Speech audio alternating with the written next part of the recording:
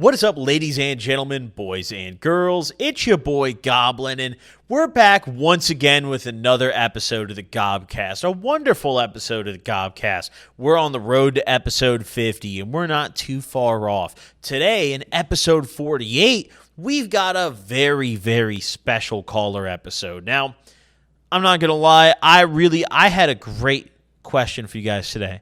I asked everybody, all the viewers out there, all the Instagram followers, all the Twitter followers who keep up, who saw the post with my phone number in it. I asked, what's the deal with your addictions? What's your experience with addiction? I want to hear about all types of addiction. It doesn't have to be drugs. It could be any type of addiction. What's your experience with it? How's it impacted you? I wanted to hear all about it. And I got some absolutely fascinating calls today, ladies and gentlemen. We got people who are addicted to World of Warcraft. We got people who are addicted to Percocets. We got people who are addicted to racist porn. We have people who are addicted to Molly. We have people who are addicted to all sorts of different stuff. And we're going to call them today. We have some degenerate voicemail, some of the most degenerate that we've gotten so far, which, to be fair, I think they keep getting worse every week. But I like that. That's good news for us. So thank you all for tuning in. Thank you all for the support. We're very close to 200,000 subscribers right now, which is just great news. So thank you all so much for the love. We greatly appreciate it here at the Gobcast. And let's just not really waste any time here and roll some voicemails, We have some disgusting ones. We have some very bad ones. You know what? Let's start off here with the World of Warcraft addiction. This is a fairly mild place to start, somewhere that even if you're eating food, you can listen to this one, Yo, what up, Goblin? My strange addiction is World of Warcraft. I have my shot glass with me, Kind of funny because my dad got me into World of Warcraft like 15 years ago when I was a little kid. Now, I used to play World of Warcraft as well. But it never got that bad for me. I didn't become a full-blown addict, I definitely had some degenerate days, degenerate nights, staying up till 5 a.m., but it didn't result in my family collapsing like it did for this guy. And anyway, his addiction is honestly probably worse than mine, but it's kind of funny because him and my mom almost got divorced over it because he'd pretty much just work like 40, 50 hours a week and then just game on World of Warcraft the second he got home. He still worked though, right? And anyway, one time, me and him had this plan where we were all going to go to bed and he was just going to wait till my mom was like dead asleep. So our plan was to meet back up on our PCs at like 2 or 3 in the morning. Like we were going to wake back up and just start gaming so that she wouldn't know. I hate to say it. This is a W father, I think. This is an addiction where I don't even know. Sure, maybe the wife left, but dude, just find one on WoW. You can go on a roleplay realm and get married at the church. I've seen it happen on the roleplay realms. And I'm not kidding. It was pretty either. Funny because as he was going down the stairs to try to sneak down to the PC, he slipped and fell and tore his MCL and made the loudest noise, and he got absolutely popped. So anyway, it's more of his addiction than mine, really. But now, he said it's more of his father's addiction than his, because, listen, it impacted this guy too. His family split apart after this, okay? All because his father just wanted to play some World of Warcraft after he got home from 40 to 50 hours of weekly work, which, I hate to say it, dude. I'm kind of f***ing with the father. Like, is it bad of me to say that this is W parenting? Let's call this dude. You better pick up. You're going to be in deep trouble. Deep trouble. Go ahead now.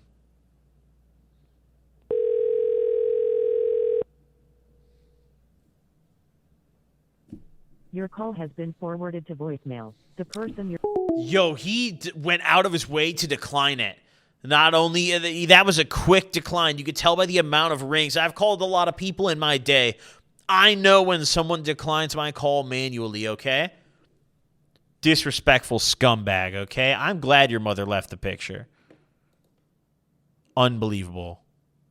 Are you kidding? All right. So, I don't know if we should do the racist porn guy. Listen, we have someone who called in twice, and I don't encourage people calling twice normally, but the first voicemail this dude left was kind of brief, and I listened to it, and I was like, I don't know how I feel here. And then I got a couple more hours into vetting the voicemails, and I heard this second one that this dude left. And this is an individual who I'm just, for the sake of my own, not getting some out of context sound bites here. Let's just what's listen up, Goblin? I'm calling you about my addiction to racist porn. I don't know how else to put it. But, I just mean, all types of racism. I just kind of got addicted to it in terms of the porn I'm watching. Racism towards white women from black guys and racism to black guys from white women. I'm a black guy myself with an attraction to white women, so I don't know exactly how it started. But I just wanted to call you and tell you about it because, something that's just been on my chest. I just wanted to get it out, bro. So hopefully you call me back and we can talk about it. Okay. I don't even know how to comment on this appropriately at the moment. So we're just gonna call him back. We're just gonna ring him up.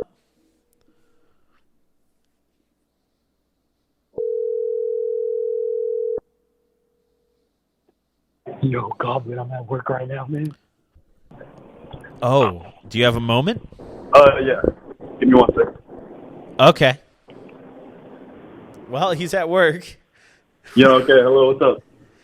All right, so you're on the Gobcast right now. Do you mind being recorded? Hell yeah, what's up? So I just listened to your voicemail a couple minutes ago about how you're addicted to racist porn. Yeah, man, it's kind of a struggle, I can't lie to you. So how'd you develop this? Fill me in. How'd you even discover this? So, I will say, growing up, I'm black. I'm a black Okay. man. And growing up, I went to a school that was, mostly Indian people. And I don't know if you grew up around Indians, but they're much more racist than white people. Mm. And, it kind of developed as me, hating being black. When I was a kid, I used to try to scrub the blackness off of my skin type shit. Really? Yeah. And oh, then, shit. That's deep, dude. Yeah, it was kind of fucked up. But then, I started watching hella porn. And then the first shit I ever watched was 2 white cops trying to arrest a black dude. And then something just clicked. Wait, hold on. 2 white cops arresting a black dude, like gay porn? No, they were both That's the female first cops. thing you watched? They were female cops. Oh, okay. I was Like, they wow, arrested him you came in swinging. No, they arrested him and then they that's- sucked his dick. Oh, wow. And, I mean, have you ever, has this ever translated to your real life where you've, talked to a girl and tried to reenact something like this? No, that's the thing, Goblin. It actually switched up one day. Okay. How so? It went from liking racism towards black guys to liking it towards white girls. I had to reclaim it, you know what I mean? Kind of like how black people reclaim the N-word, I had to reclaim that. You know what I mean? So how long did this period, you reclaimed it, how long did this period before you reclaimed it last? Was this a long time? No, not really, a couple months.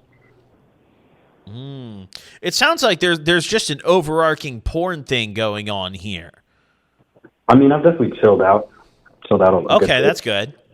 But back in the day, I will say that is very true. I was definitely a certified gooner on my Kanye West shit. How old were you at that point? Young, man. 8th grade, 7th grade. Oh, my God. Yeah, man. How old are you right now, if you don't mind? I'm 18. Okay. All right. Well, it kind of culminated in actually dating a freaky white girl and living out my fantasies. I think that kind of helped me, work through it type shit. well, I'm glad you worked through it and calmed down. You're not gooning as much anymore. I suggest you stay slow on that for sure. Hell yeah, Goblin. I appreciate Thank that, you man. for calling. Where do you work, by the way? What I do you work, do? I work at a gym.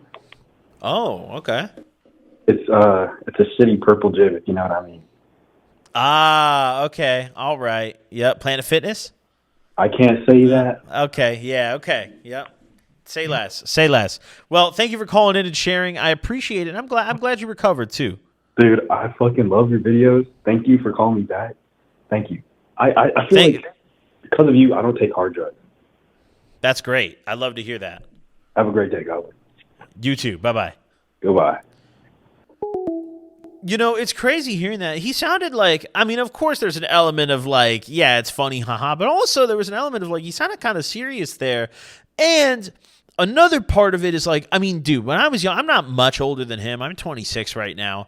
But what I remember when I was in 5th grade, my introduction to that kind of stuff online was when my friends came to the lunch table and told me, and I had to go on the computer and like sneak on while my parents weren't home, and like I had to figure out the password a couple days before to get on the computer, and like I went on, and it was just like these old, like loaded very slow, like videos and like pictures that like just a bunch of pop-up ads and some junk, and like couldn't do it all the time. Now these kids are going to school with iPhones at a very young age, and they're always connected to the internet and probably exposed to that stuff way younger, where shit like this happens when you're in like middle school. There's just like serial gooners, you know, that are like, man, I can't imagine being like 10 years younger than me, like 10, 15 years younger. Like imagine being like a little like middle schooler right now. Those kids are growing up, they're going to be fried. Dude, they're hopping on, bro. They're swiping their shit. They got TikTok, dude. They got Skibbity Toilet up in that bitch. It's over. All right? Skibbity Toilet, OnlyFans. It's over, dude. We're cooked. We're cooked. Let's keep going through the voicemails here, ladies and gentlemen, because we have a lot more questionable ones. The World of Warcraft situation, I'm disappointed that guy didn't answer, but I get it, dude. I mean, if you're in a raid or a dungeon, you're talking to your team, you can't answer the phone. So it is what it is. Let's listen in to the next voicemail that we have here. What's up, Goblin? So with the topic of addiction, I'm gonna keep it a buck being 50 with you right now. Just turned 19 less than a week ago, and I am rampantly addicted to Percocets. Okay. And I have been for about a year and a half now, and it's just been getting worse and worse. I'm up to where I'm So he started when he was like 17-ish, doing according to him. 90 to 110 milligrams a day. That's a lot. And my homies are doing it. I'm starting to question friendships and reevaluate a lot of things because I'm realizing that it's all because of drugs. Only reason I have the friends I have right now are because of the drugs I do and the people that I do them with. If I don't do the drugs with them, they don't text me. They never talk to me. I was just wondering if you had any. Oh, he's having that realization. Oh, he's realizing that. Oh, this is going to be an interesting call. Let's go ahead and call him. I got a lot of words for this dude here. For surely.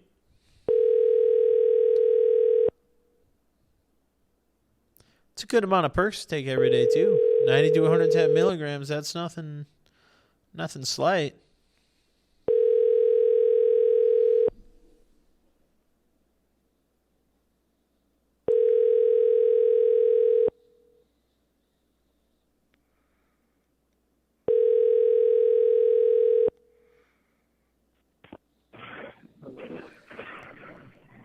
Yo, you're on the Gobcast. You mind being recorded? Sorry, I'm at work. Let me go to the dumpster real quick. Oh, you're good, bro. Take your time. No way. What's up, Goblin? What's going on? I just heard your voicemail. Yes, sir. Long story. Yeah. So I hear you're kind of taking too many Percocets. Yeah, but hear me out. I'm only doing the 10s, and I know their buddy with the script, and I know the whole story, so it's not like they're pressies. But it's still Okay. not good 'cause I'm snorting. Yeah, that's a Tylenol with it. slippery slope, dude. Yeah, I almost went out and That's a bought some real Street slippery 30. slope. Yeah. What happens if Buddy doesn't want to share the script anymore? What happens if He's there's a starting lot to of get like that.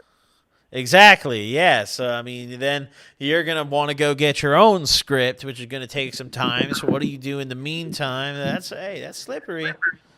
In the meantime, I'll just smoke more or keeping it a buck being 50. My mom got some muscle relaxers. It's not the most ethical Oh, thing, and I feel like a piece of shit. But I did that like not 3 mom's months ago muscle once. relaxers. I did that 3 months ago once, and I have a stash of like 4 of them just for comfort, just for the security. And I got some. So how Hmm? how addicted to this shit do you personally feel that you are? Well, when I have it, I feel perfectly fine, obviously. But then I realize when I don't have it, everything is kind of horrible. I get really, really, really short-tempered. I don't speak to people. I isolate. Don't get out of bed. Don't want to go to work. It's horrible. It's mainly What's mental, like not physical. what's like the longest you've gone without it since you started a year and a half ago? 2 months because the script got up to a 60 count. Okay. What did you do during that 2 months? Like, how did that feel? Felt like death. Wanted to do some things I shouldn't to myself. Just being vague. It wasn't fun. But then we got them back, and that was bad. It all really started because I started working construction with my friend after I graduated, and didn't know it at the time, but we were getting paid with the pills. I was waiting for the check to hit the whole time. The check was in my nose. Oh, that's crazy. Damn, that's fucked. So, you're the part of this voicemail that really caught my attention is the part where you're saying it's starting to fuck with your homies and your friendships and stuff. Yeah, so it's just, we're starting to, not just me, but I've noticed a lot of people in the group are distancing a lot whenever they're not available. And we only really hang out whenever they're there. Once we've done them, we'll chill for like 30 minutes to an hour, and then everyone goes their separate ways. And it's not like how it used to be. It used to be we didn't even think about them. We wouldn't have to have them, and we'd just hang out for hours and hours on end. And I miss it. But now everything's kind of not so good. Yeah, I'm not gonna lie, man. I mean, that's kind of how it goes as you get older, and everyone keeps using shit. I mean, you start to kind of isolate and do it independently more frequently. So I mean, you don't want to do it socially. You want to get your shit and go home. You don't want to share it. That's what I did on my birthday on Valentine's Day. I copped 8 pens, went home, bust them down on the Weezer album, and I had 19 lines for the 19th birthday. Yeah, that's that kind of thing, I mean, you're also doing it too, where you're separating from those friends. But are these friends that you're doing it with people that you were hanging out with before you started taking perks? Like, how'd you meet these people? Yeah. I met the people through drugs, but it wasn't through Percocet specifically. It was just through smoking, and then our friendship grew stronger as we dabbled more. Because I've known him for about 5 years. It was freshman year when everything kind of started. I was 14. So here we are now. I mean, dude, I personally, at least in my experience, don't speak to probably 95% of the people I used to do drugs with. Because, that's how it is. Yeah, kind of the way you mentioned in your voicemail, when there's not drugs around, no one wants to hang out. You know? So, that's something it's not, I mean, if you want to do drugs, you might as well go have fun. It's not always a bad thing to have people that are down to kick it only when you want to do drugs. Because, I mean, if you're going to go do drugs, I'd argue it's better to go do it with other people than do it alone at your crib. At least you have other people around you and shit, and you can kind of, be in that kind of environment. But it's not always a bad thing to have those people around, but I think it's also important to realize, a lot of those people aren't really your friends. They're just think of them almost like coworkers, That's how it feels, I swear. I've never been able to describe it, but you just put the nail that's in the coffin. That's your Percocet coworker. Yeah. That's how I feel about a stepdad. That's who we get from. Have you ever thought about slowing down or quitting, or like what's your Yeah, what's your but then I always there's always one chance where we're hanging out. I see one bust down, and it feels like I have no self control in it. I know if I keep telling myself that, I'll never gain it, but it's something I've been working on a lot more recently. I've been slowing down. Yeah, I mean, it's tough. Are you in a place or a situation where like you can just smoke weed through it? Like, are you able to smoke still? Oh yeah, 1000%. That helps a lot. I'll tell you right now, probably the number one MVP in my ability, in my experience, to quit anything I was quitting when it was like I was quitting blow or like when I quit nicotine, for example.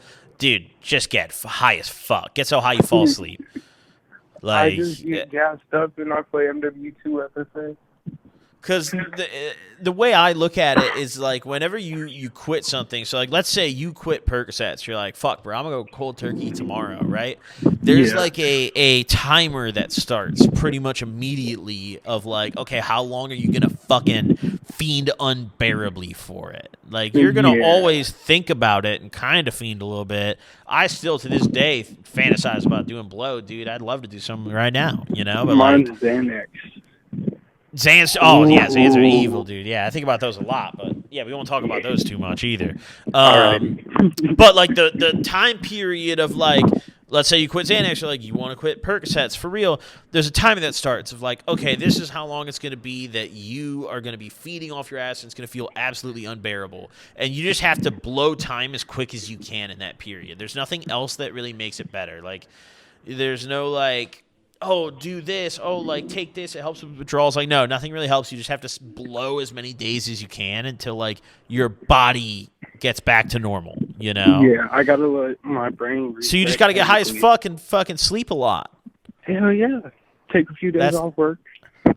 That's the method, you know? That's, for everyone out there watching, too, there's probably a lot of you guys watching. Sleep it off and get very high, you know? But, hell yeah.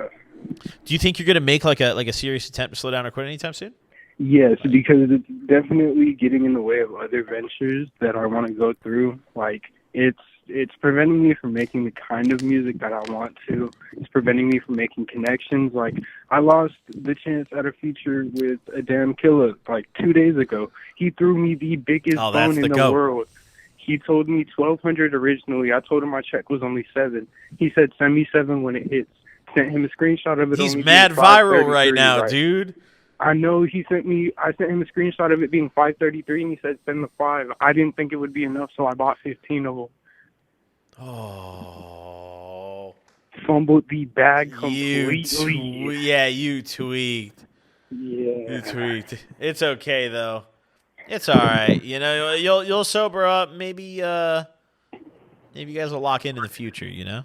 Yeah, I give it a year or two, and this will be behind. There you go. Yep, give it a year or two. Sure. What do you do for work? I'm a cashier at Golden Corral. Oh, fire. Dude, Golden Corral's actually not bad.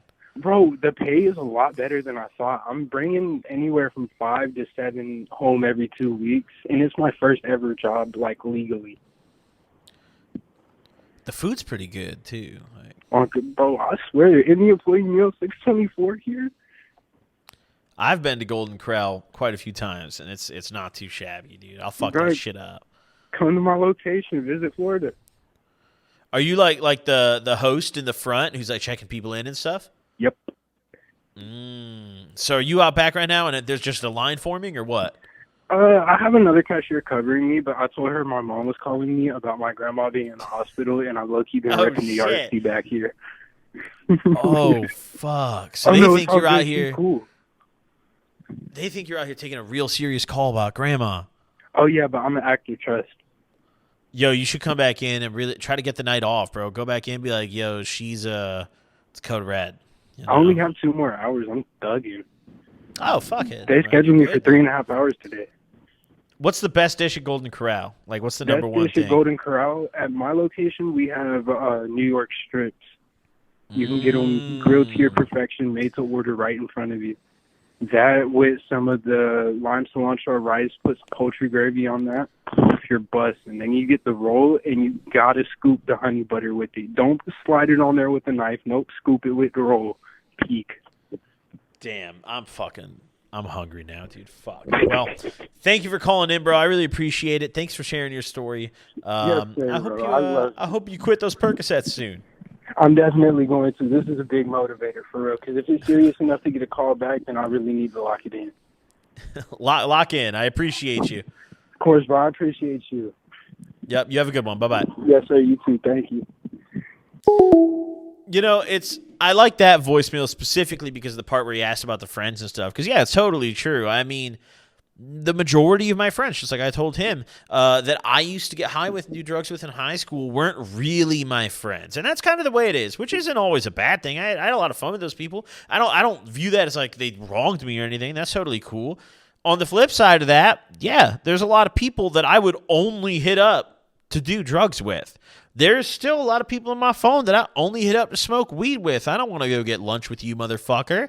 I just want to dab with you. You know, like, it's the way it goes, man. I don't think there's anything wrong with that, but you just got to realize that. And sometimes where it does become wrong is where you have homies who you've, like, known for a long time, been friends with, and then you start doing drugs and you start becoming those friends who, like, you only do drugs together, and that's it. And then you don't want to hang out. That's where it's wrong. But, like, you're going to meet a lot of people naturally through doing that kind of stuff, and that's just part of the ride, I think, in my opinion. That's kind of like what you signed up for almost. All right, let's listen to this next voicemail we got. Yo, Goblin. I'm actually quitting vaping, like, literally today. And I know you mentioned maybe making a video on how you quit. So I was just going to call and see if you give me some pointers. I also wouldn't say I'm addicted to smoking, but I definitely love to smoke. So, yeah, shit, I don't know if that's like a crazy enough addiction to get a call back, but shit, fuck it. All right. You know, I like this one because I did just quit vaping. I feel like probably more people in my audience vape than do anything else. Probably more of you guys that have like a Nick stick or like a fucking Zyn, you know, tucked in your lip right now or something than anything else. You know, that's my guess. And quitting vaping was also the hardest thing that I've ever done. Honest to God. I don't even think it's the hardest thing I've ever quit. It was probably the hardest thing I've ever done. Like, I was tripping when I first quit. It's so addictive because you get in this mental habit of you always have your vape in your pocket, you have your vape in your hand, you're hitting it constantly. And I remember when I had quit, I would do this thing where I'd like phantom rips. Like I'd reach in my pocket and I'd just pull my hand up and like hold it up to my face and inhale like I would like as if, but there's no vape.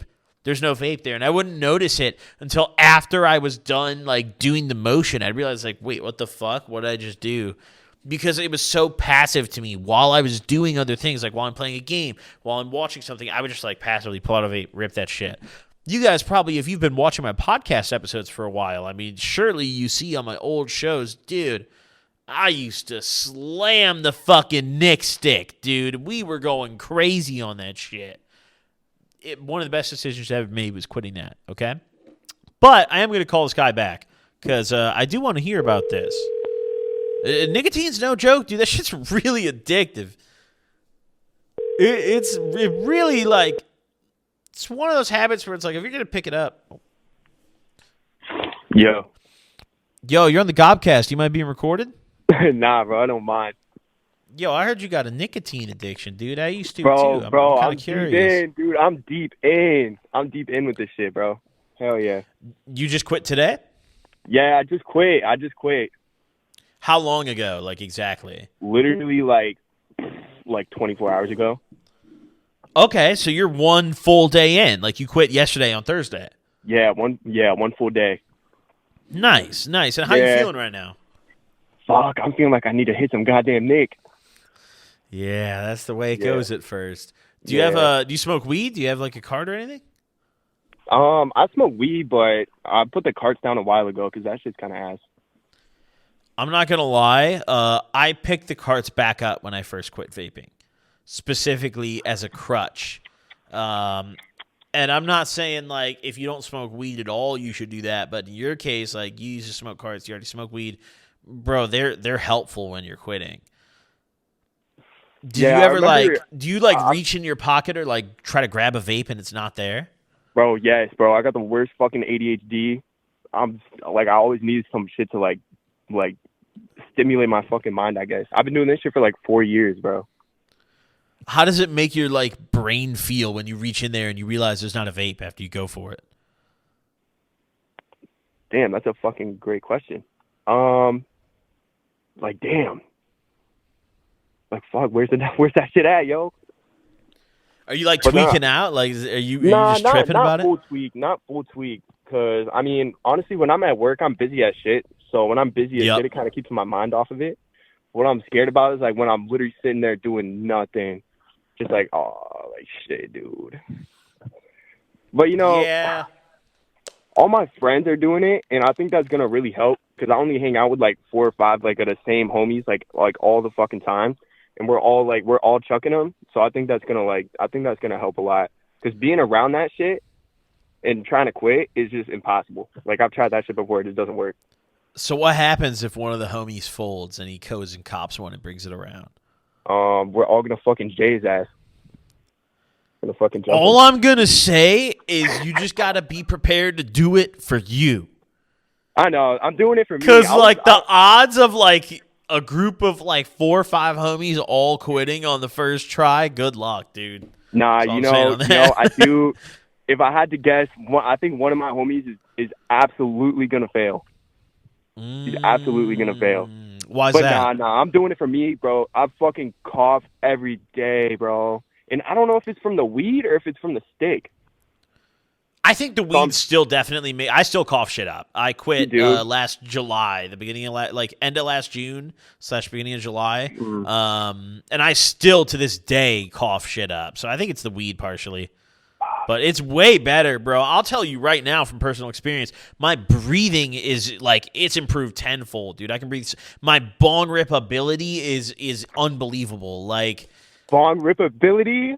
Holy shit. you could just breathe so much deeper when you're not vaping. Like I feel like I used to Yeah. just randomly cough so fucking much. Or like, Nah, like recently I've noticed, like, I've tried to take a deep breath, and I feel like I used to be able to get, like, an extra, like, little bit of air in there, but now I'm like, and you it's, like, really feels like start there's to not notice enough. it. It's like, wait, am I like short of breath? And you might not be, but you noticeably can't breathe as deep as you could before you start. Yeah, vaping. nah, and God forbid I have to fucking run away from someone or the cops or some shit. Oh, yeah. Oh, I'm yeah, it's taking my over ass to with. jail, that's for damn sure. Yep.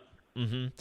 Yeah, that gets better though, for sure. Yeah. That's one of the first big improvements I noticed was like as soon as I stopped coughing shit up, as much at least, it was like, oh wow, like I can fucking breathe now, and I can breathe Bro. Holy deeply shit. and fully and shit. It's And I'm nice. going to take a big, deep breath of that bong, dude. Oh, my gosh. I Yep. cannot wait. Honestly, I would suggest to you. I mean, it's tough to stay away, but like, hey, don't go to the smoke shop because it's Yeah. hard. Yeah. Don't get drunk. You're fucked if you get drunk. Oh, no. I know. Holy shit. That's going to be the worst part. Oh, I my remember, God. So when I quit, I went to Vegas like 3-4 days after I quit. Oh, shit. So I was drunk as shit for like 4 days straight, and that was really hard. That was nearly impossible to not buy a vape. I think the only reason I didn't is because I was so drunk I couldn't really like go off the property to get one. So I would have brought my ass over there anyway. I was not folding. I was lazy. I was like, I'm chilling. Nah, here. I think the only way to actually do it is to like tell yourself in your own brain that like you're done with that shit. That's what I'm trying to do. Even then, I mean, it's easy to tell yourself, but it just takes that one split second. Well, maybe I'm not done with it in your head, and then you're fucked. Yeah, you know? yeah. You tell yourself 1,000 times, but you just gotta tell yourself the opposite one time, and then you're fucked. Yeah, I feel like vaping's not even that deep, but I'm kind of just doing it more so like as like kind of like a confidence thing, like to just put confidence in myself that like if I put my mind like to something that I can just do that shit. Well, that's good. That's a good reason to do it. But, yeah. you know, also, I mean, vaping, I'll tell you right now, vaping is one of the hardest things I ever quit. Like, vaping was probably as hard as quitting cocaine, if not maybe harder. Like, vaping's fucking, that shit sucks. I hate vapes, dude. I'm so glad I me quit too. that shit. It was a great decision. You're making a good decision quitting it, for sure. Damn, that makes me happy to hear. I appreciate that. Yep. You got to stick it out. I appreciate the call in, though. Yeah. Thank you for calling in and sharing today. I just want to say one thing real quick. I'm a huge ass fucking fan, bro. Like, whenever I'm at work, I always got my little earbud in, just straight listening. I probably listen to basically every story time, every like podcast, every like everything, bro. And I that's actually appreciate cool that, you man. called Thank me you. back, because I've called a couple times, but hell yeah, bro. Keep that shit up, bro. Keep working. Thank you, man. I appreciate it. You have a good one. All right, you too. See ya. Yep, see ya. Always love hearing that, ladies and gentlemen. Always love hearing that. I mean, I really do mean it, though. I am probably going to make a video on this very soon. But, yeah, nicotine was one of the hardest things I ever had to quit because it's such a part of your daily routine in no other way. Like, with cocaine, with weed, with Xans, with K, like, I wasn't taking that around and ingesting it every 2 minutes. But even every 1 minute. But like vaping, it became this thing where it was always in my pocket. It was always within my reach. I was always hitting it. It was at the point where like I was hitting it on planes. I would get on a flight and just rip that shit no matter what. In my seat, wouldn't go to the bathroom. I'd just try to like go stay. I had a whole strategy. I'd tuck it in my sleeve. I'd hold my sleeve up like I was about to cough. I'd like rip it and then just hold it, zero it as much as I could. Then I'd blow the smoke back out like this, back under my hood, right? And I did that forever, just sitting on planes, and I just realized after years and years of doing that, I mean, I started nicotine with a box mod, with a single battery pen, and then it turned into a box mod when I was in like sophomore year high school. I realized after a decade of just all types of nicotine, like, why am I doing this? What do I get out of it? It's not worth it. And I decided, like, logically, it makes sense for me to quit. It's time to do it. And when I went to actually try quitting, holy fuck, man. I feel bad for everyone around me at that point because it sucked, dude. It was rough. It also, in the car, it was terrible. You don't even think about how much you do without actually thinking. In the car, I had this little habit where, like, I would always put my vape on the passenger seat. I never put it in the cup holder because my cup holders were usually full. I'd have, like, my keys in one of them so they wouldn't fall off the seat. And then I'd have, like, maybe a water in the other. I always stay hydrated. I keep a water bottle with me. So I have water in the other one. I'd have my vape on the seat. If I couldn't find my vape, I'd reach in the cracks of the seat. After I quit vaping, I would do that all the fucking time. Just like when I would reach in my pocket and try to hold it up and hit it when it wasn't there. I'd reach around, I'd feel all over the seat. I'd realize it wasn't on the seat. I'd be like, fuck, maybe it's in the crack. I'd reach into the crack of the passenger seat, realize, like, fuck, it's not in the crack. Maybe it's in the crack of my seat. It fell out of my pocket. Reach in the cracks. And then after a while, I'd start actually thinking. It's like my brain would kick in, and I'd be like, wait, what am I looking for? I quit already. It goes so deep into your brain that you don't even realize until long after you quit. Like, wow, it's almost like you got a poison out of you. Like you were getting infected, and you slowly are getting it out of you. Okay, let's listen to the next addiction from the next voicemail we have. Good evening, the Big voicemail. G. I'm not addicted to I like that something name. terrible, but at this point I would consider it, an addiction. I'd consider it a problem. I fucking love Dr. Pepper Zero. I'm not a big soda guy. I don't.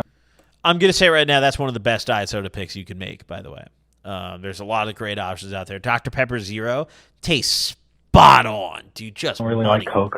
I don't really like, Pepsi or Sprite or anything like that. Like, yeah, me neither. It's usually just like Fuck too much 'em. sugar in it. It just I like this guy. But something about the taste of Dr. Pepper Zero, it's like a nectar. Okay, I can't get enough of the shit. If there's like a 12-pack of Dr. Pepper Zero in the house, it'll be gone in like 3 days. Like if it. Oh, 3 days is a little casual. That's an addiction. 4 cans of soda a day, that's a light addiction. That's one every 3 hours. Like if you wake up at 6 a.m., no, 8 a.m. even, go to bed at 8 p.m., bro, you drink one. No, that's a light addiction. Okay, but hold on, let's listen on. Genuine problem, like it's been cutting into my savings. I don't know what to do about it. Like the last time I went to the dentist, they told me I had like minor gum disease. I'm forgetting what it's called, like gingivitis. Oh, wait, what? And I was like, I didn't tell him about the soda thing. But Bro, is gingivitis off the Dr. P?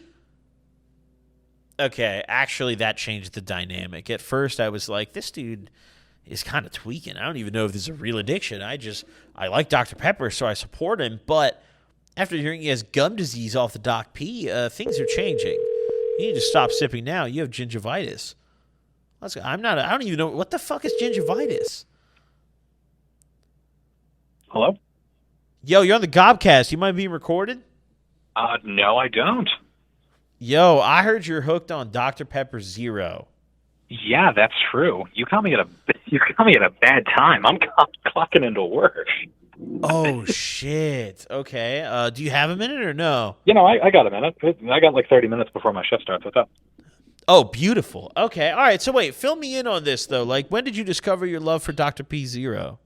I discovered my love for Dr. Pepper Zero shortly after it was released. I mean, I'd never been just like a big soda guy, but one of my friends tossed me a can. I was like, sure, I'll indulge.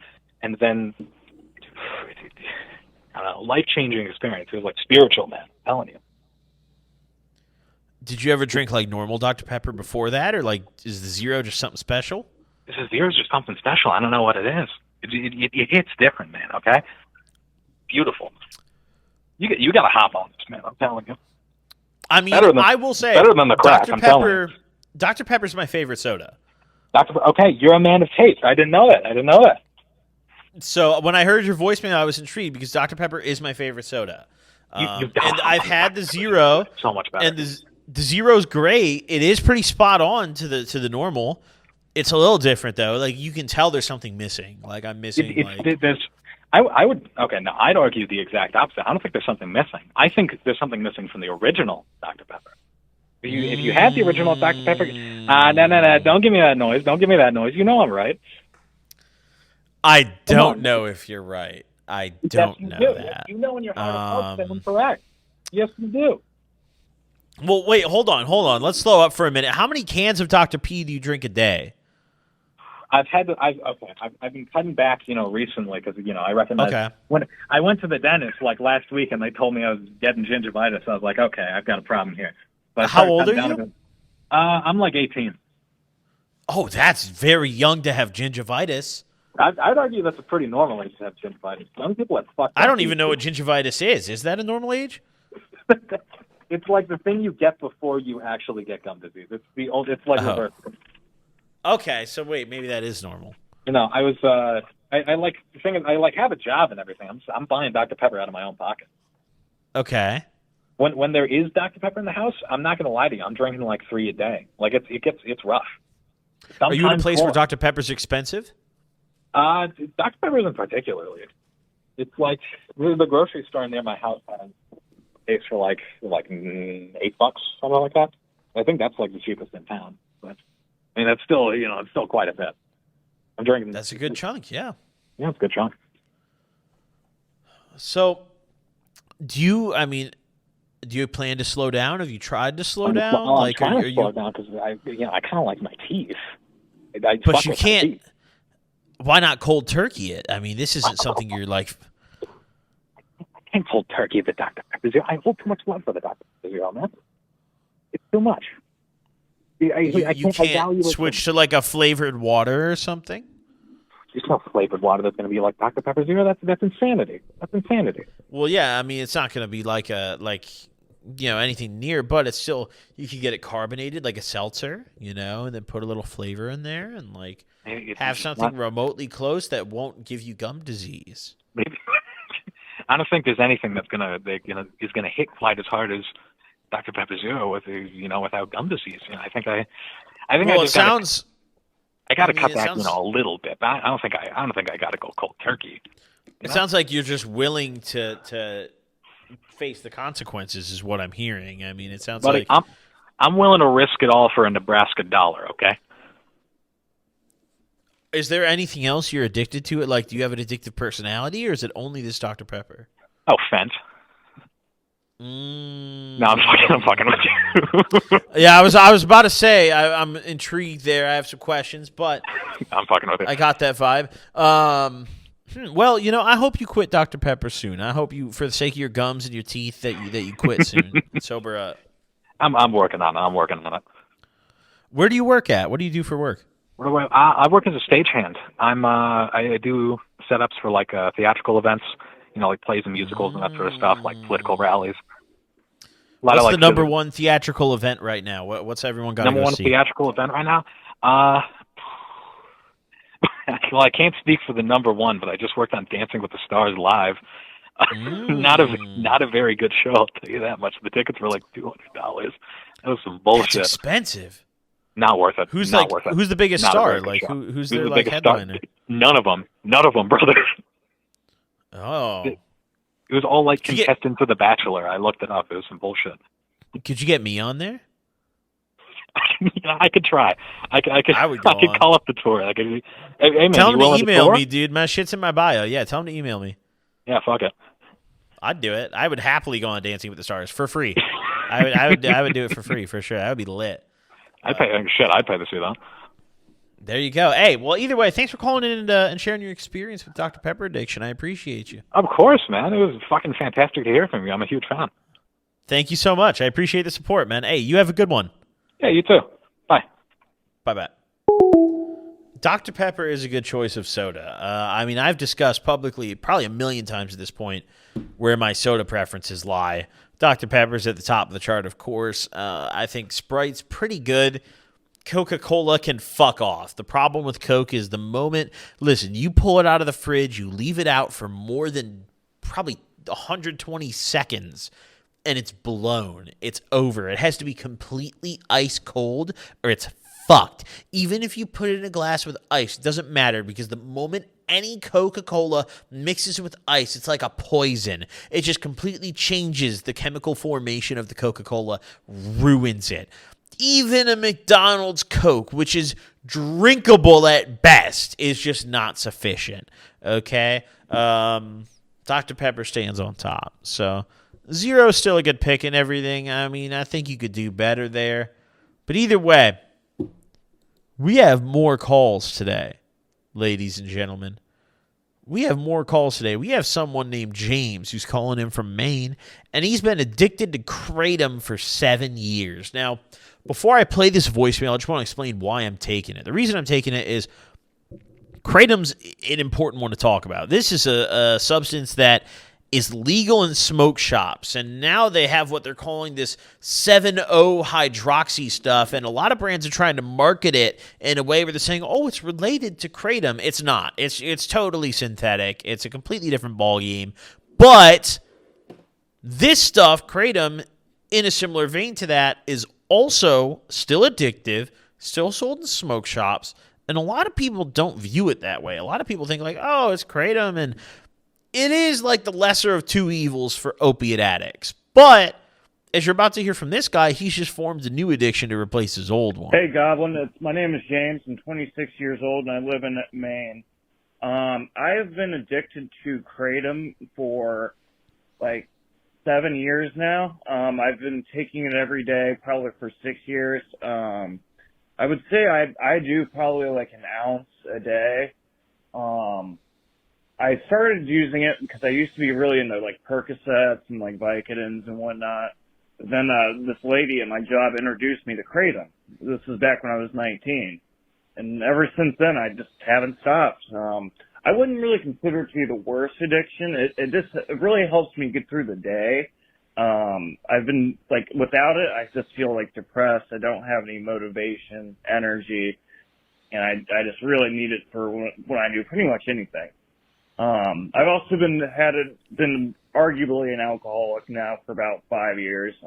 Started drinking a lot during COVID. I was already partying a lot before then, but COVID really made that problem grow much more exponential. I know quite a few people who developed some new addictions over COVID. That's not surprising to hear. It was a great time to do so. I don't know if I want to stop. I might be moving to the UK, or known as England, here in about a year, and I'm a little worried because Kratom's not legal there. So, but it is. Wait, what the fuck? You're American and you're moving to the UK voluntarily? Like what? Are you getting deported for terrorism? Like what did you do to get sent to the UK? That's a punishment. Yo, sorry, all my London viewers, but I think we can all agree the UK is not especially right now, not a very nice place, dude. I have some friends over there who have been telling me some terrible things about the UK right now. You should maybe not go there right now, James. But if you want to eat Yorkshire puddings and gravy for the rest of your life, fucking pull up. Let's call him.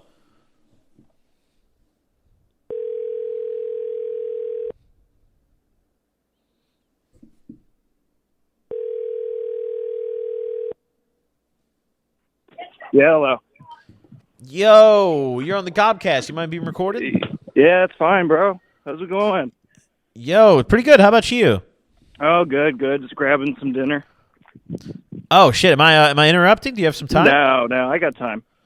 Okay, fire. So I just listened to your voicemail, and I heard you've been addicted to Kratom for quite a while. Yeah, I started back when I was 19. I used to do like a lot of perks, like and shit like that. So then this lady at my job helped introduce me to Kratom, and I just started doing that every day ever since. Do you feel that the Kratom addiction is better for your day to day than the older addictions you had? Yes, mainly because it's just how much like the perks have skyrocketed in price. Like, yeah, they're unpredictable. You don't know if there's going to be. And they're all fent now. Yeah.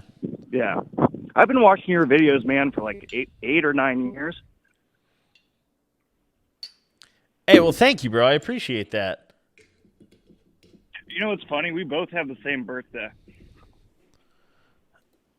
Oh shit! January 2nd? No, the 12th. I thought you said I thought I heard on one of your videos it was the 12th. No, mine's the 2nd. Oh, okay. But so you've been taking Kratom since you were 19. You feel like it's better for you, but like, I'm kind of curious. I've tried Kratom a handful of times. I didn't really fuck with it. What is Kratom addiction like? Like, what's the day to day? What are the side effects of that? Well, it helps me like wake up and start my day and like have some motivation. It like helps me like right now I'm in college, so like it helps like a lot with that, like just doing the day to day work, staying focused. But if you take too much of it, you actually do get somewhat like opioid like effects. Yep. How do you consume it? I used to put it into a glass and just pour warm water in it, but now I just take a tablespoon and just pour it like into my mouth and then wash it down with water. Oh, that's hardcore. That's some heavy Kratom usage, dude. I remember the couple times I tried an ounce a day. That's a lot, dude. And you just pour that whole ounce just straight into your mouth and then wash it down with water? No. I'll do like maybe a gram or two at a time. But still, like even if you do a gram or two at a time, I'm saying like you over the span of the day pour an ounce worth just straight into your mouth. Yeah. Holy shit, dude. That's crazy. I mean, most people, I've talked to a couple people that do a lot of Kratom, but usually they make tea or they do like the water, like you said. I've never heard someone tell me they just pour it in their, that's nuts. Why do you do that? It hits you a lot quicker and a little bit harder too, I guess. Does it like soak in when you pour it into your mouth? I mean, I like wash down water so that way I don't have to taste it. That's still, I mean, you got to be getting some side effect of the taste, though. No, it's still got to be terrible, right? It's definitely better. Oh, so I'm kind of curious about this too. As someone who does Kratom, you probably have seen the 7-0 hydroxy stuff, right? Yeah, I've tried the OPMS blacks and stuff. But the thing is, they're not really worth the price. You know what I mean? Mm-hmm. Yeah, well, you should stay far away from that shit. I mean, it's better that you're doing just Kratom than that. Right. But I didn't notice. I mean, yeah, it was definitely stronger. I didn't notice that much of a difference. Have you made any attempt to stop or slow down? Yeah, like when I went into treatment once, I had to stop for a little bit, but that was actually one of the hardest things for me to quit. What was what was quitting it like? What were some of the withdrawals? Just no motivation. I felt really depressed, body aches, stuff like that. Have you gone through like other withdrawals before that you could compare it to? Yeah, like I've gone through like Xan withdrawal, like that sucked a lot. I've done I used to do a lot of cocaine too, so like Fuck. when I first stopped doing it, I still do it occasionally, just not as often. Fuck. Well, I mean, it sounds like kratom's the lesser of two evils, but still, like, I would make a plan to get off soon if I were you. You know, there's. Yeah, me and my partner are planning to move to the UK here in about a year or so, and it's not legal over there, so I'm going to have to, unfortunately. Do you have a job over there, or why the UK? I'm gonna finish going to college over there. I'm about to get my bachelor degree, but I'm planning on going forward and getting my master's. Interesting. What are you going to college for? Business management and finance. Nice. That's a good degree. Going international too. Yeah, it's about time to say fuck that kratom shit and lock in. You know. Yeah, I mean, it might be for the better. I mean, I'm a little scared about having to quit, but, you know, it might be for the best. Yeah, I mean, it's quitting anything you're addicted to is hard, but, I mean, something that you've been consuming for 7 years kind of becomes more of a lifestyle habit than just, like, a normal addiction, you know? You have, like, that's part of your daily routine. Yeah, you know? it's gonna take a while, but, you know, I think you're right. You smoke weed? Oh, yeah. Dude, I'm telling you right now, I told this to someone who a couple calls ago who was also trying to quit. They had a Percocet addiction. Dude, just smoke through it. Yeah, Fucking whenever you go for it, just drill as many carts, as much fucking bong rips, whatever your preferred way to smoke is, just go for it, you know? I think you're right. That's probably what I'm going to end up doing. Shit saved me, dude. I'm telling you. I couldn't have quit anything I quit, dude. The nicotine, the fucking coke, any of that shit. Weed is a savior in that scenario. Yeah, I want to quit. I smoke cigarettes too, and I've done the vapes, I've done the pouches, but you know, cigarettes are probably were always my go-to when it comes to nicotine. Yep. I want to quit those too. What kind of cigarette you like? Oh, Lucky Strike Reds. I don't even know what those are, but that just sounds like a connoisseur pick. Oh, they're like a Marb Red, but like it's a lot cheaper than a Marb Red. Oh, okay, yeah. I used to love the Marb Reds when I was younger. I had like a 2-year high school smoking period. Marb Reds were it. But damn, well, you know, I hope you quit the kratom soon. I hope you have fun moving to the UK too. And I mean, whenever you move to the UK, it sounds like you're going to be forced to quit either way. So yeah. I doubt there's any kratom plugs in the UK. That doesn't. No, but really they get a lot of other thing shit. to deal. Yeah, there you go. Yeah, there's a lot of other drugs over there. You're on a whole different continent now. Big over there and stuff. But I know ketamine is big over there. Yup, there's a lot of ketamine if that's your thing. Personally, I only tried it once, and I only did like a bump of it. I was at the bar. I just remember I had to really focus on how I was walking because like everything just felt really wobbly. Ketamine's a lot of fun, but the side effects of it scared me so bad that like I always like tried to stay away. Dude, the K cramp, the bladder issues are terrifying. Yeah, that shit'll make your bladder too. pop like a balloon, dude. It's fucked. By the way, I love your Xanax stories. Like I have shared many similar experiences with that devil drug. Thanks, man. I appreciate it. Well, hey, thank you for calling in today, and thank you for showing love and sharing your story and everything. I appreciate you for taking the time to chat today. Absolutely, my man. Hope to hear from you again soon, maybe. Yep, I appreciate you. Hey, calling in the future. You have a good one. Bye-bye. Yeah, you too. The kratom addiction is crazy, dude. That's something.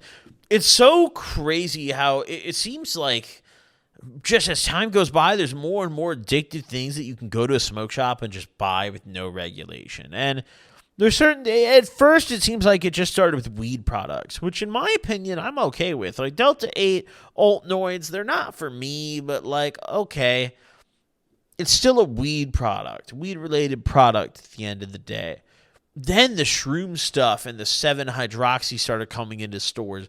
Kratom is like an OG in that scene. Kratom survived when everything else fell down. I mean, we had the Scooby Snacks, the K2, the spice, and the fake weed. That went away after a while. We had the all the THCA stuff and Delta 8 popping up now. Now Delta 8 is banned at state level in a ton of different states. And then, now we've got the rise of these shroom products, which appear to be the next big thing. And I'm willing to bet the next couple of years are then going to proceed to be banned in like all of these different states.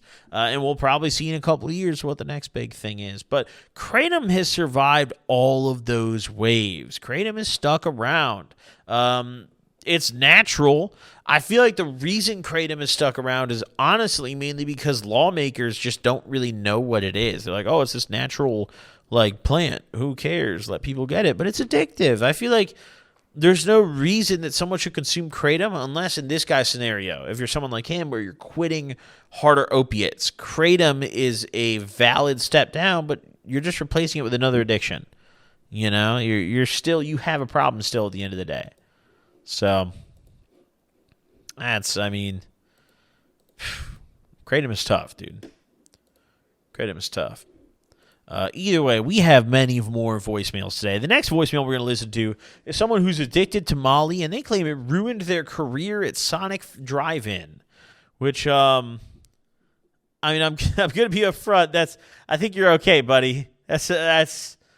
I don't know. Maybe he was the GM, dude. To be fair, he could have been at corporate. My boy could have been upstairs. Let's give him a call. I think you might be okay, man. Surely you got a McDonald's across the street, dude. And you can start a new career. Yo, you're on the Gobcast. You mind being recorded? Yeah, no fucking way. Dude, I was just telling my girlfriend, fucking no way that, I was hoping he was going to call me. I heard your voicemail. I heard you ruined your career at Sonic. Yeah, so when I was younger, probably about 2 years ago, give me a second, my bad, my fucking nerves are jumping. Oh, you're good? Yeah, that shit just blew me away. So I used to work at Sonic for a while because, the whole friend group was up there. And then by that point, my buddy was getting mailed Molly in the mail, so at that point, I was just kind of off the rocks all the fucking time. But fucking, so I started there probably 2 years ago, around probably March-ish, I would say. And most of my fucking time there was just spent bullshittery. Every day I'm sitting there fucked up in the drive-thru window, rolling back and forth, just going on that shit. But so for those 2 months, it kept fucking just getting worse and worse progressively. Okay, so while you're working at Sonic, how bad, were you showing up high, or was it you were showing up late, or how was it impacting your job? So every day I would wake up pretty much, because I was living at my buddy's house at the time. So every day I would wake up, and our other friend kept the safe there, so he would come serve me in the morning. And then I'd get up and go to work. By that time, I'd be rolling. I'd be down half asleep. Get to work, I'd be sitting there in the drive-thru, just doing my thing. And progressively throughout the day, I would go back to the bathroom, take another bump, go back to the bathroom, take another bump. But it was majority of mixing it with everything. I was never a person of one drug, so it's anything, dog. But the Molly really destroyed my career because they ended up walking on the bathroom in on me one time. So that shit got me caught up. Did they fire you on the spot, or what was the reaction to that? So the crazy part about the Sonic is that the whole friend group pretty much ran it. So when they caught me on the spot, it was my friend. My friend caught me, but it took another while. He had to report it because that was his job. Because the managers were on our ass at the time, and he's trying to move up. So he ended up reporting me, and a week later, the GM came in and fired me. No. Yeah, dog. Fucking. My bad. I'm still kind of fucking blown away that you just called me. So what are the opportunities to move up at Sonic? Because you're talking about you and all your homies are grinding. Do you go to corporate, or what's the Sonic hierarchy? So we're all working there, and they were just the shift leads, Mm-hmm. a lot of them. So he was trying. So our recent newest area manager fired our GM. So when I first got there, there was no GM at all. Oh shit! Yeah, the throne is open. Yeah, so my buddy, I'm just gonna call him DK. That motherfucker, he's always grinding on that shit. He's there every fucking day. And Sonic's not a common restaurant for around where I live at all. Yep. I live in Maryland, so there's not a lot of Sonics. There's a couple of them, but yeah, they fucking bagged me up. A week later, I got called into the back because there's no real office in a Sonic. Sonic on the inside is a giant open layout. Because interesting. There's fucking 16 stalls everybody just doing something at their own time. Yeah, I've never looked at the actual building of Sonic. I just pull in and park. Yeah, our Sonic doesn't even have an inside to it. Fucking not. But so majority of it, I was there for about a month and a half, and it was just rolling every day. But it was the time period of my life where my mom had just passed, so I was homeless on my own. I was just fucked up on whatever. Oh shit! Fucking. Now that you're here, have you ever heard of a Martin Luther King roll? No, what Molly, the fuck is that? Ketamine, and lean. Dude. What on earth? Dude, no, I wish I could be capping. If I can find this video, can I text it to your number, me mixing that shit? Sure, but I can't put it on the show because we can't obviously show. You can't. Obviously, I didn't think about that. You got YouTube and all that I shit. can't show your Molly lean and ketamine roll. But No, I feel that, dog. No, my bad. I'm trying to process this whole thing still in my head. The fact that you're good though. You're good though. I have a couple more questions about this though. Yeah, go for it, dog. So once you got fired, you have to explain it more if you got some questions about it. You mentioned that you were homeless when you got fired. Yeah. So when my mom passed away, I kind of pretty much got thrown on the streets. Oh shit! So my little brother, he was underage, so he would get from the state, he would get money. For me, I didn't get anybody. I got no money at all or anything. So at the time, I was just kind of bouncing around house to house, and I had some good friends that kind of took care of me, Fuck sure yeah. I was okay. That shit So, sucked, When you got fired, what did you do? Did you get a job somewhere else? How'd you react? No, so that started my 2-year period of not doing a job and then getting fucked up, and then it led, yeah, it kind of led to a giant downfall of destruction, if you know what I mean. It's like a stack of hay being chased in the wind by a match. So any time I could have just fucking blown out or do some dumb shit, but yeah, that shit fucked it. I mean, Sonic kind of fucked it up, but after that, 2 years, I kind of got clean off the drugs, so I mainly just drink. Oh, nice, good job. Yeah, I'm an alcoholic. I'll admit that, but I'm not somebody that goes out of my way to pay for drugs no more. If it's free, fuck yeah. That's what, so I got in a DUI, right? And then, so I had to go to this drug evaluation place, and she's like, so when's the last time you've done cocaine? I looked at the woman and asked her. I was like, last time I did it was when it was free. Because come on, I mean, that's a good way to live. Hey, honestly, good job. Good on you for quitting the other stuff. I mean, alcohol's still a vice, but yeah, that's what I'm saying. Alcohol is a fucking rough one, but I'm working on it. I got my girlfriend; she's pregnant now, so I've just been moving on. Oh, nice. Yeah. Nice. So are you still homeless right now? Do you got a place to live? No. So actually, last year I met her, and I ended up moving in with her pretty much. Oh, fire! Good shit. Liquor store is literally right across the street, so it's lit. Oh God, you got to stop that before the baby pops out. Yeah, I know. I'm working on it. Gob. I know how it goes. I know how it goes. I got one question for you. Uh-huh. When are you gonna bring back Bobby? What's gonna bring back Bobby? No, you got an old story time where it's you and your friend Bobby. Uh-huh. When are you gonna bring back Bobby? Fuck, dude. So cool. I mean, that guy has an adult job now. Is the thing? I got you. He asked me to He hit me up a few years ago and asked me to delete that video actually because he was worried. Yeah, that's why I couldn't find that shit. Yeah. So I took that down actually. That's one of my favorite one of your videos of all time. The bitch in the driveway crying. That was a great one. I would love to have him on. I actually spoke to him a couple months ago about it. He was just like, "Oh yeah, I can't really do that, man." So I feel that, dog. Way it goes, My priorities and shit. 23 now, and I've watched all my friends go different paths. I got a friend that moved to Ohio. I got another friend that has a kid that works roofing full time. I get that shit. Like sometimes you just got to move on. It's the way it unfolds, you know? Yeah, for real, yo. Well, hey, thank you for calling in and sharing your story today. I appreciate it, man. No problem, dog. Yo, I doubt my story will make the thing, but if it does, I hope to see it. Well, if it does, it'll be out next Wednesday. You'll probably be on there, though. For real, well, I appreciate that. Hey, Goblin, thanks for everything you've literally done in my life for me. Because, I served in 9 months when I was younger in a juvenile placement, got out, and that's when you were, like, doing your, like, rehab series, dog. That shit, when I got out, that, like, kept me good. Because I was just Hey, I'm glad I could help, dude.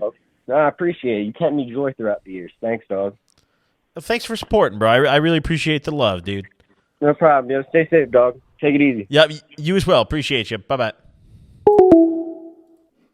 Damn. Alcohol is the lesser of two evils in that scenario.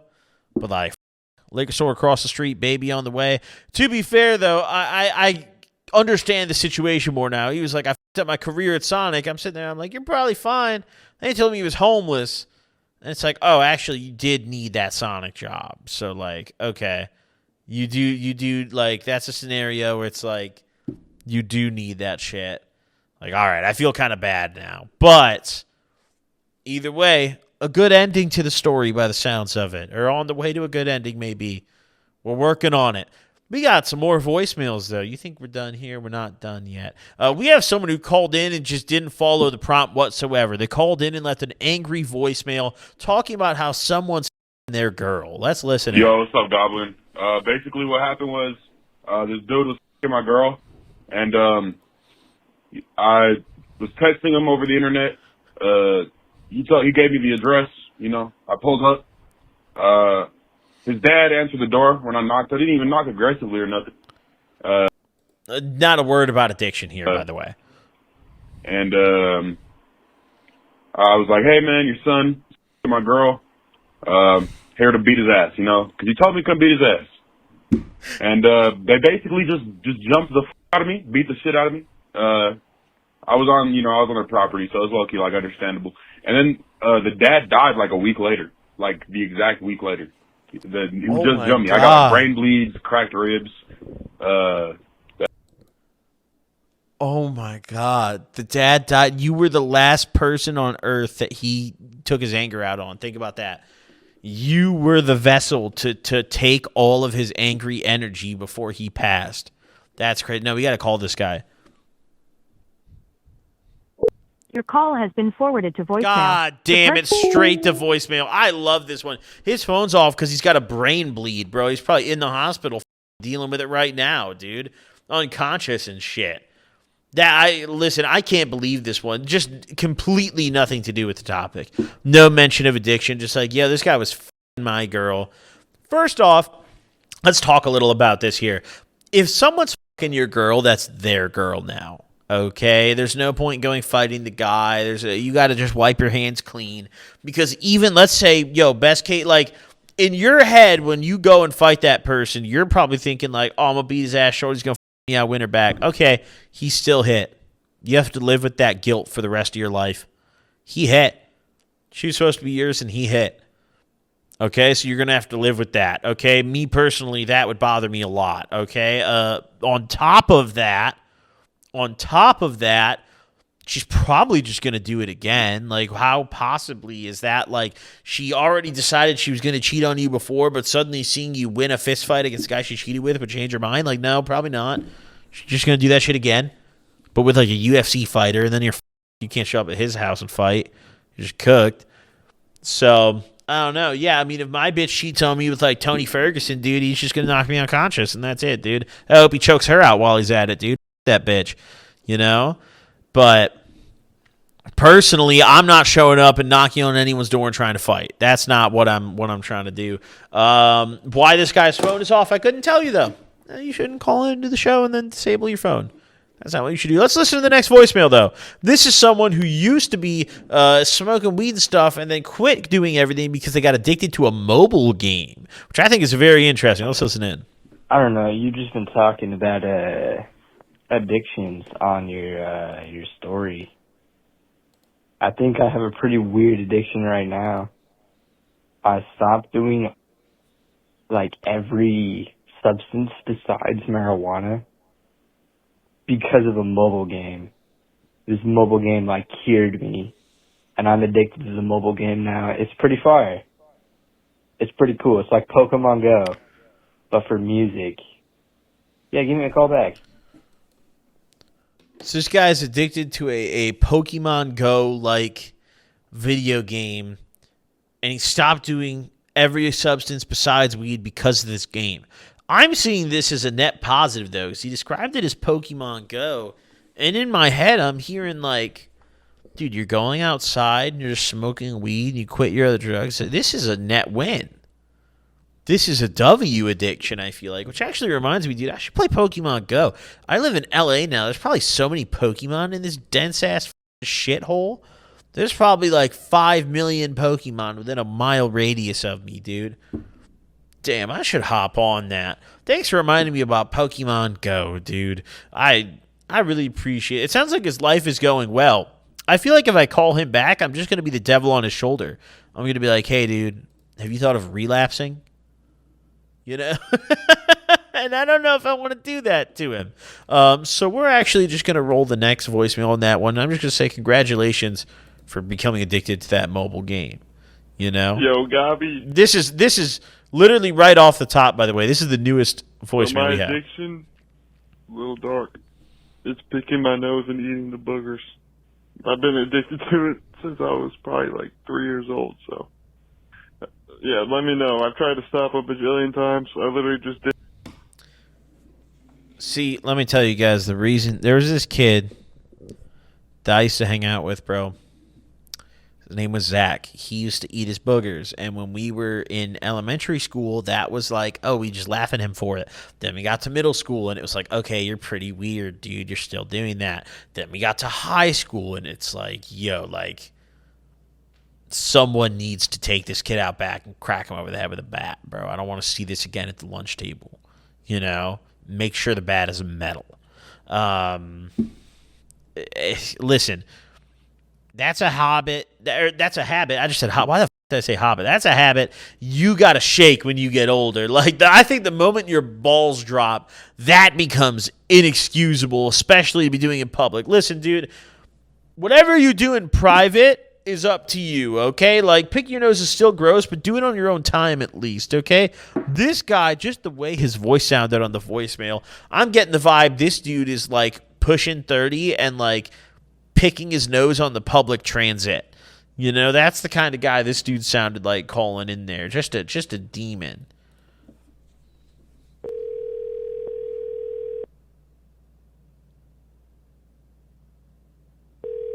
Let's ring him up. See what happens. He's probably busy picking his fucking nose, dude. You have to have both hands to answer the phone, dude. When you think about one to pick up the phone, well, actually, no, just one hand. So if you're knuckle, you got two nostrils. If you're knuckle Your deep, call yeah. has been forwarded. Yeah, you, dude. Stupid nose-picking scumbag. That's what I thought, dude. Kid didn't answer. Ladies and gents, those are our voicemails for today, everybody. Before we go real quick, I just want to say, as we're approaching episode 50, I want to take a moment to thank you all in advance. This podcast is going places that I never thought it was going to be able to go. We're doing numbers I never thought we were going to do out of this small little corner of my studio, and it's awesome. It's just been an absolute blast running this show. Honest to God, I don't know if I've ever enjoyed doing something more in my life than running this podcast. This shit is fun, dude. This shit is awesome. You know, this is just, it's been great. We have a lot of big things coming in the very near future that I'm really excited to share with you, but I'm not going to spoil them yet. But what I will say is just get ready to have some fun. Episode 50 is going to be great. Episode 48, as you just saw, was already great. Thank you all for watching. I'll see y'all in 49. Deuces.